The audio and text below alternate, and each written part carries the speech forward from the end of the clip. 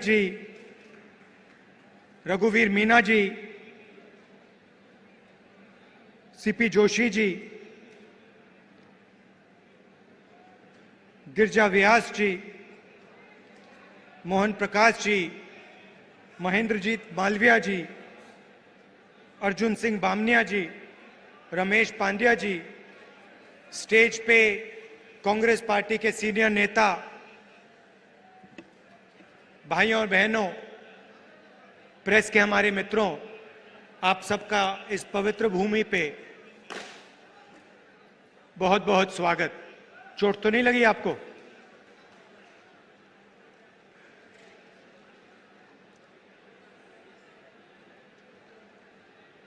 शुरू करने से पहले जो यहां आदिवासियों ने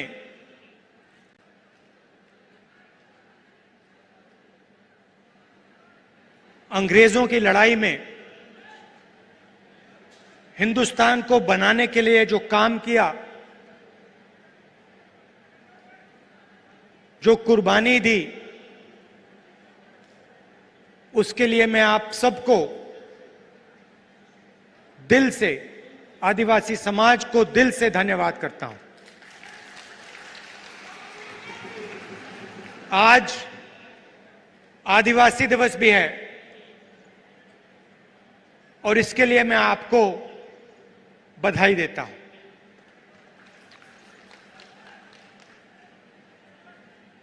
जब मैं छोटा था, 6-7 साल का था,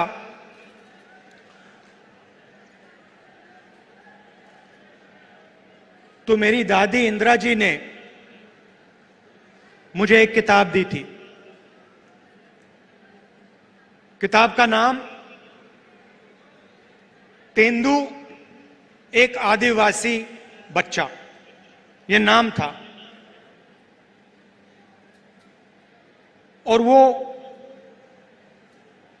एक आदिवासी बच्चे की जिंदगी के बारे में किताब थी। वो जंगल में कैसे जीता था,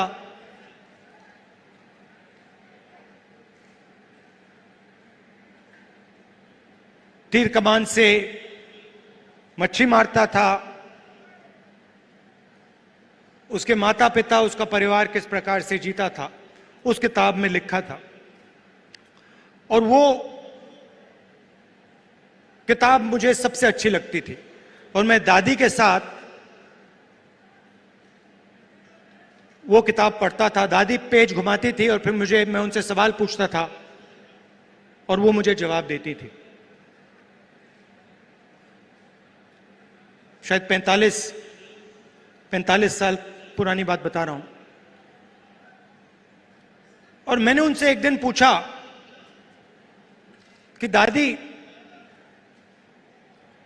ये आदिवासी शब्द जो है,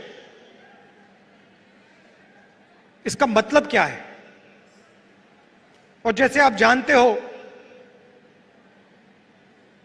वो आदिवासियों से बहुत प्यार करती थी, मोहब्बत करती थी।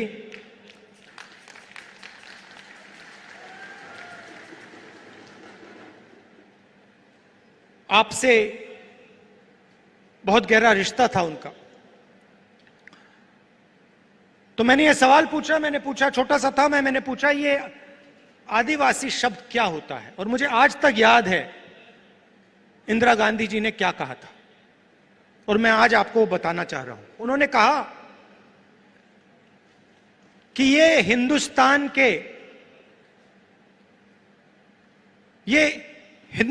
के पहले निवासी हैं। ये जो हमारी जमीन है, सुनिए, ये जो हमारी जमीन है, जिसको आज हम भारत कहते हैं, ये जमीन इन आदिवासियों की जमीन थी। और फिर उन्होंने कहा, जो आज का मॉडर्न समाज है, उसको आदिवासियों से जिंदगी जीना समझना चाहिए। ये उनके शब्द हैं। जल, जंगल, जमीन के साथ क्या बर्ताव होना चाहिए, क्या रिश्ता होना चाहिए, आदिवासियों से सीखना चाहिए। मगर एक बात मेरे दिमाग में बैठ गई कि आदिवासी इस देश के, इस धरती के पहले निवासी थे।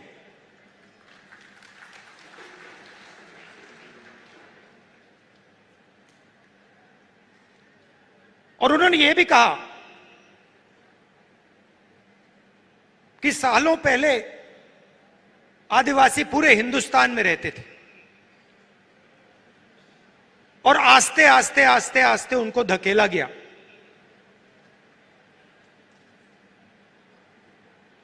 तो यह बात मेरे दिमाग में बैठ गई, आदिवासी पहले निवासी थे और ये जो पूरा देश है, इसकी जमीन पहले आदिवासियों की हुआ करती थी। तो जब आप यहां शहीद हुए, हिंदुस्तान के जो ओरिजिनल मालिक थे वो यहां अंग्रेजों की गोली खाकर शहीद हुए। अब बीजेपी ने एक नया शब्द निकाला है, वनवासी। वनवासी का मतलब जो जंगल में रहते हैं। हम आपको आदिवासी कहलाते हैं, यह पूरा का पूरा देश आपका है और हम चाहते हैं कि आप जो भी करें, जहां भी करें, आप सफलता प्राप्त करें। चाहे आपके बच्चे कॉलेज में जाना चाहें, यूनिवर्सिटी में जाना चाहें, हवाई जहाज उड़ाना चाहें, कंप्यूटर चलाना चाहें, बिजनेस करना चाहें, इंडस्ट्री को चलाना चाहें, हम चाहते हैं कि आपको मौका मिलना चाहिए। जो भी आप करना चाहते हैं, जो भी आप अपने बच्चों के लिए सपना देखना चाहते हैं, वो आपका सपना पूरा होना चाहिए। अब वो क्या कहते हैं? वो कहते हैं आप आदिवासी नहीं हो, आप हिंदुस्तान के पहले निवासी नहीं थे।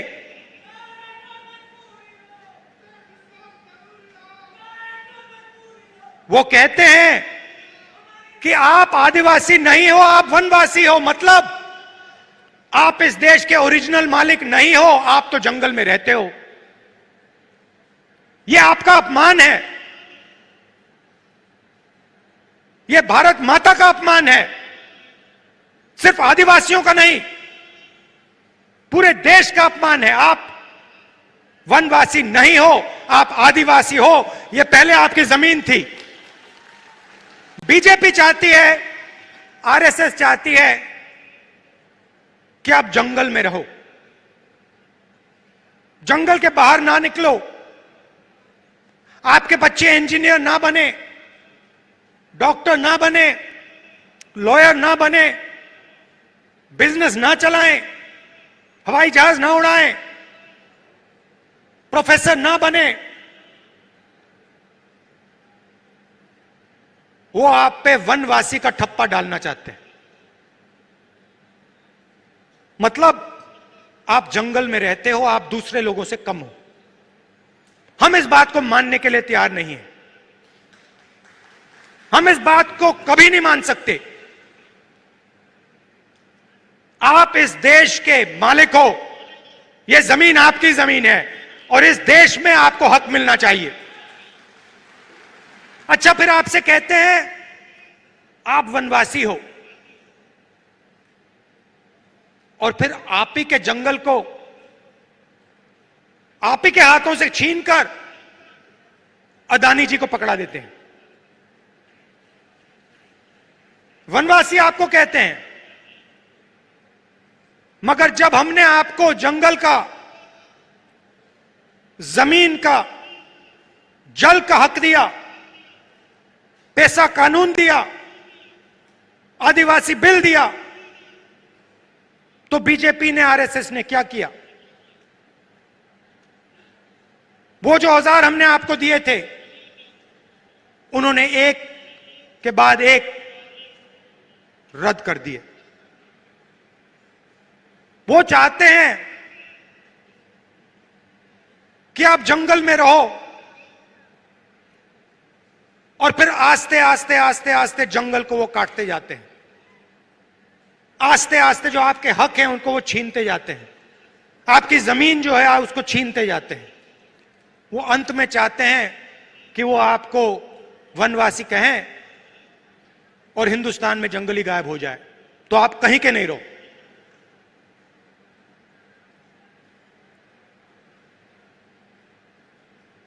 आप आदिवासी हो, आदिवासी थे और आदिवासी रहोगे, और इस बात को कोई बदल नहीं सकता, इतिहास को कोई बदल नहीं सकता। हिस्ट्री की किताब में कोई कुछ लिख ले, सच्चाई यह है कि यह जमीन पहले आदिवासियों की थी और आदिवासियों को इस देश में हक मिलना चाहिए। कोई भी सपना देखने का हक मिलना चाहिए। आज मैंने पार्लियामेंट में भाषण दिया और अपने भाषण में मैंने कहा कि हिंदुस्तान एक आवाज है, हर नागरिक की आवाज है, आदिवासियों की आवाज है, पिछड़ों की आवाज है, दलितों की आवाज है, अल्पसंख्यकों की आवाज है, जनरल कम्युनिटी की आवाज है, महिलाओं की आवाज है।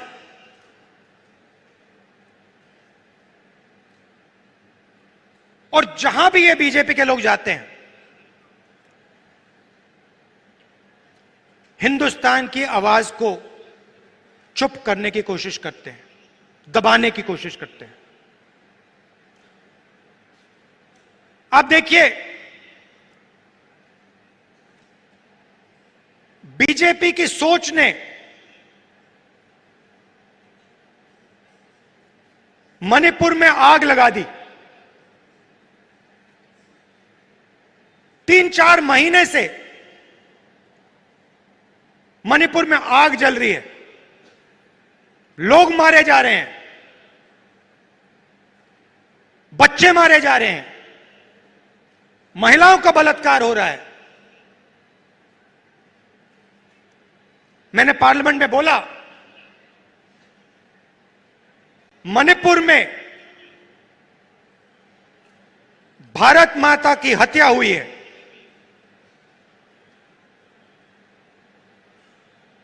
बीजेपी की विचारधारा ने मणिपुर में भारत माता की हत्या की है। और देखिए, 3-4 महीने से आग लगी है। अगर प्रधानमंत्री चाहे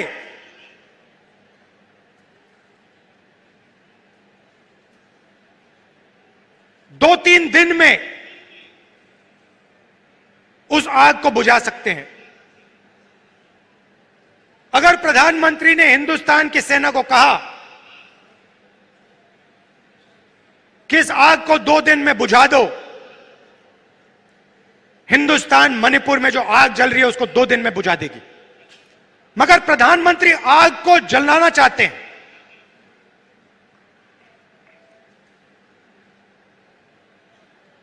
उन्होंने तो बांटा है मणिपुर को। और देखिए, 3 महीने हो गए, ऐसा लगता है कि मणिपुर हिंदुस्तान का भाग ही नहीं है, स्टेट ही नहीं है। प्रधानमंत्री ने एक शब्द नहीं बोला। मैं वहां गया, रिलीफ कैंप्स में गया, महिलाओं से बात की, बच्चों से बात की, गले लगा। विपक्ष के मेंबर ऑफ पार्लियामेंट गए, मगर प्रधानमंत्री नहीं गए। एक शब्द आज तक नहीं बोला। जहां भी ये जाते हैं, किसी ना किसी को लड़ा देते हैं। आदिवासियों को कहेंगे तुम्हारी जमीन नहीं है, नफरत फैलाएंगे, हिंसा फैलाएंगे, बाकी लोगों के बारे में गलत शब्द प्रयोग करेंगे। इससे देश को फायदा नहीं होता। राजस्थान में देखिए हमारी सरकार ने क्या क्या किया।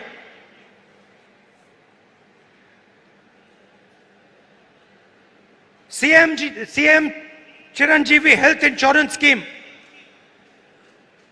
देश का सबसे बेहतर हेल्थ इंश्योरेंस स्कीम है।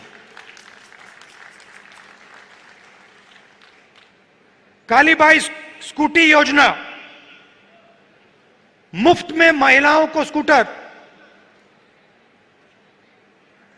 मुख्यमंत्री कोचिंग योजना, फ्री एंट्रेंस एग्जाम में कोचिंग मुफ्त में। एससी एसटी डेवलपमेंट फंड को 500 करोड़ से 1000 करोड़ कर दिया। तो हम गरीबों की सरकार चलाते हैं, आदिवासियों की सरकार चलाते हैं। पेंशन स्कीम, पुरानी पेंशन स्कीम जो राजस्थान की सरकार ने दी, 90 लाख से ज्यादा लोगों को फायदा पहुंचा। गिग वर्कर्स वेलफेयर एक्ट, जो उबर ओला चलाते हैं, उनकी मदद के लिए। तो हम गरीबों की सरकार चलाते हैं और हम लोगों को जोड़ने का काम करते हैं। पूरे देश में वो नफरत फैला रहे हैं। इसलिए मैं कन्याकुमारी से कश्मीर चला, राजस्थान से भी मैं निकला था। भारत जोड़ो यात्रा हमने की, पूरे देश को जोड़ने का काम किया और एक नारा दिया था, नफरत के बाजार में हम मोहब्बत की दुकान खोलते हैं। और यही हमारा काम है। आदिवासियों भाइयों और बहनों, मैं आपको यह कहना चाहता हूं, मैं आपका सिपाही हूं, दिल्ली में रहता हूं, मगर जब भी आप चाहो मुझे आप राजस्थान बुला लो, अपने घरों में बुला लो, और जो भी आप चाहते हो आप मुझसे पूछो, हमारी सरकार से पूछो, और हम दिल से आपकी पूरी मदद करेंगे। हम चाहते हैं कि जो आपका हक है आपको मिले, जो आपके सपने हैं वो पूरे हों, आपके बच्चे यूनिवर्सिटी, कॉलेज और जिंदगी में तेजी से, आपने जो इस देश के लिए कुर्बानी दी, जो आपने खून दिया, उसको हम कभी नहीं भूल सकते हैं। बहुत बहुत धन्यवाद। जय हिंद।